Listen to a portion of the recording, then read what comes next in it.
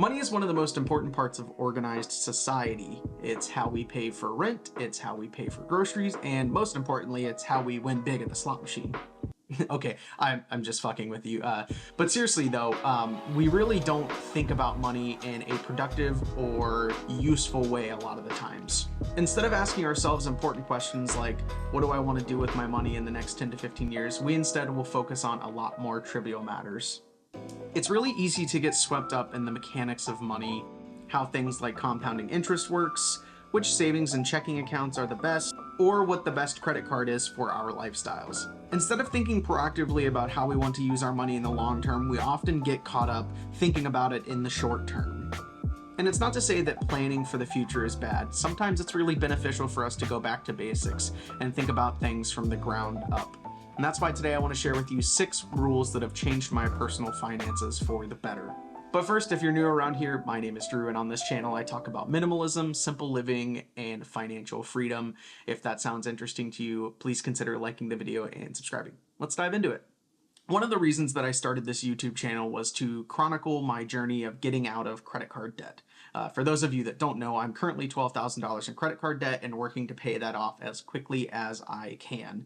And while some folks might have a lot of debt because of medical issues or extenuating circumstances, almost all of mine came down to one reason, and that is I spent more than I made. I didn't take on my debt quickly. It was something that was accumulated slowly over time, and ever since getting my first credit card back in 2018, I've been in a vicious cycle of building up and paying off my credit card debt. Every paycheck was a new purchase, and every pay raise was an increase in material quality of life. To put it simply, if you want to live financially free and get out of debt, then you need to spend less than you earn. And if you're not doing that already, then it might be time to take a good and honest look at your personal finances. Okay, so you've got your spending under control and you now earn more than you spend, so what do you do with the difference? Well, that's where building an emergency fund comes in.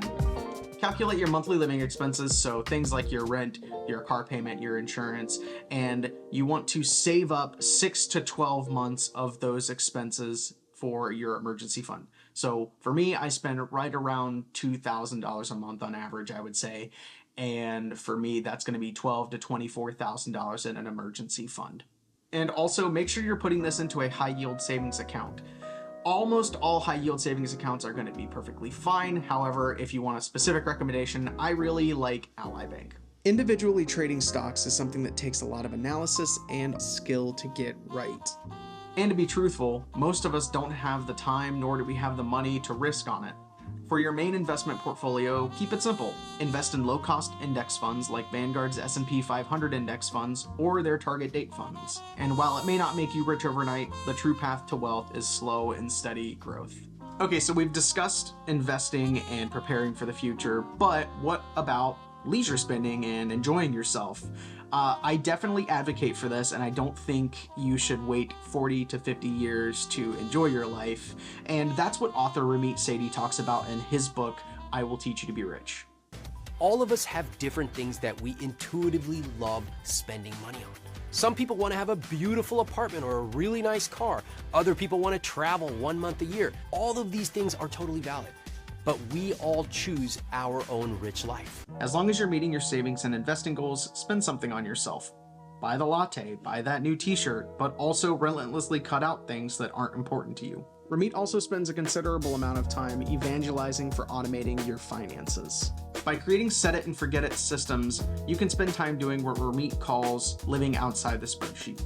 And some ways that I've automated my finances are every single paycheck, $175 is automatically applied to the credit card that I'm focused on paying down, so a total of $350. Any payments that I can put on autopay, I do. For instance, my car payment, my car insurance, and any additional credit card minimums are automatically deducted from my account every single month. Credit is a really powerful utility if you know how to use it wisely. Take a credit card, for example. If you put $1,000 in living expenses on your credit card, but you pay it off every single month, you'll never pay a cent of interest, and you'll gain 1.5 to 5 times points back that you can spend on travel or cash back. There are a lot of voices online who have worked their way to being debt-free that will tell you that credit cards are bad and that you shouldn't have one. I'm not one of those people. credit cards are incredible and something I think everyone should have, if not for the amazing benefits, then for extreme emergencies. If you can be responsible with credit, then you only stand to gain from its benefits. So these are just a couple rules that I try to abide by when it comes to my personal finances.